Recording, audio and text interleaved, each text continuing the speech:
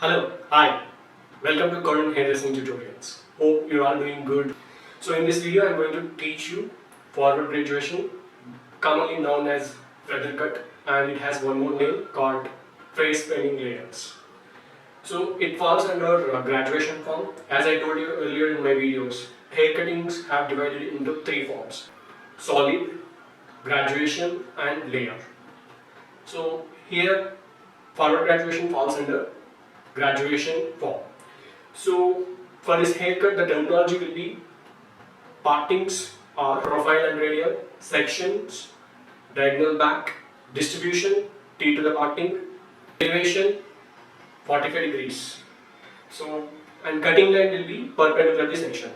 We are going to follow these terminology for this haircut. And requesting you to watch the full video. At last, I am going to share an important tip with you all. When you are doing forward graduation, how can you get the precise shape, or how will you get the perfect shape? Okay, so if you are watching my videos first time, please subscribe my channel.